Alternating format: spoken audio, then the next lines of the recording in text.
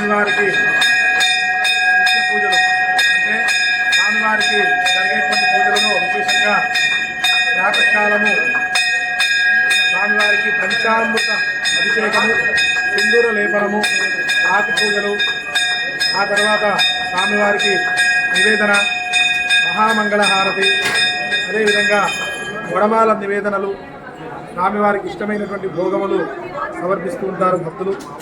అదేవిధంగా ఎంతోమంది భక్తులు వారు కోరుకున్నటువంటి వారి యొక్క కోరికల మేరకు ఇక్కడ స్వామివారు భక్తుల పాలిట కొంగు బంగారమే వెలుస్తున్నాడు. కాబట్టి ఎవరైతే కోరుకొని ముడుపు కడతారో ఆ యొక్క ముడుపు కట్టిన 41 రోజుల లోపు అది న్యాయమైన కోరిక, ఎటువంటి కోరికైనా సరే ఖచ్చితంగా స్వామివారు నెరవేరుస్తాడన్నటువంటిది అనాదిగా వస్తున్నటువంటి ఆచారం. అదేవిధంగా స్వామివారి సన్నిధిలో మధ్యాహ్నము మహానైవేద్యం సమర్పించి స్వామివారికి చక్కగా మంగళం నీరాజనం చేసి మంత్రోత్సవం చెప్పడం జరుగుతుంది. ఆ తర్వాత స్వామివారి ఆలయ ప్రాంగణంలో భక్తులందరికీ కూడా మహాప్రసాదం అంటే అన్నప్రసాద వితరణ జరుగుతుంది. అదేవిధంగా స్వామివారి దేవస్థానంలో సాయంకాలము శనివారము, మంగళవారము మరియు పర్వదినాల్లో సాయంత్రం వేళ స్వామివారికి పల్లకీ సేవ ఊరేగింపు కార్యక్రమం అనేది ఉంటుంది. హనుమత్ జయంతి రోజు అంటే చైత్ర శుద్ధ పౌర్ణమి హనుమత్ జయంతి చేసుకుంటాము. ఈ రోజు కూడా హనుమత్ జయంతి అని చెప్పి అనుకుంటున్నాము.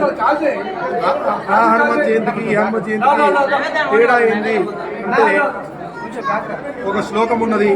వైశాఖే మాసి కృష్ణాయాం దశమ్యాం మందవాసరే పూర్వాభాద్ర ప్రభూతాయ ఆంజనేయాయ మంగళం అనేటువంటి శ్లోకాన్ని ఆధారంగా తీసుకుని మనము ఈరోజు హనుమత్ జయంతి ఆంజనేయ స్వామి వారి పుట్టినరోజుగా స్వామివారికి మనం పూజా కార్యక్రమం చేసుకుంటున్నాము. మరి చైత్ర శుద్ధ పౌర్ణమి ఏంటిది అంటే హనుమత్ విజయోత్సవం. అది స్వామివారి పుట్టినరోజు కాదు.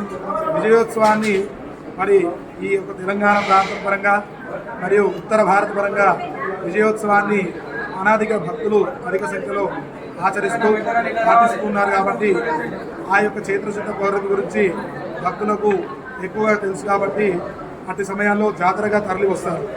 ఈ హనుమత్ జయంతి మనకు తెలుగు రాష్ట్రాల్లో మనకు ఆంధ్ర, రాయలసీమ మరియు అటువంటి ప్రాంతాలలో దీని గురించి అవగాహన ఉన్నవారు, తెలిసిన వారు విశేషంగా జరుపుకుంటుంటారు.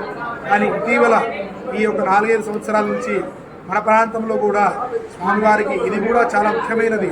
స్వామివారు ఎప్పుడు జన్మించారు అంటే వైశాఖ మాసంలో బహుళపక్షంలో దశమి తిథి యందు శనివారం రోజు మధ్యాహ్నం సమయాన పూర్వాభాద్ర నక్షత్రంలో స్వామివారు జన్మించారు అనేది పరాశర సంహిత మనకు చెబుతుంది. కాబట్టి అటువంటి రోజు ఈరోజు.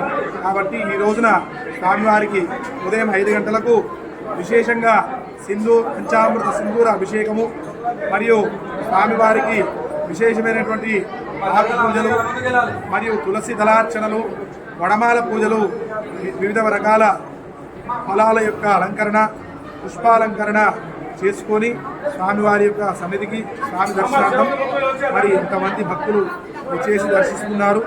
కాబట్టి ఈ యొక్క దేవాలయంలో ఈ యొక్క హనుమత్ జయంతిని పురస్కరించుకొని ఇక్కడికి విచ్చేసిన భక్తులందరూ కూడా ధన్యులు.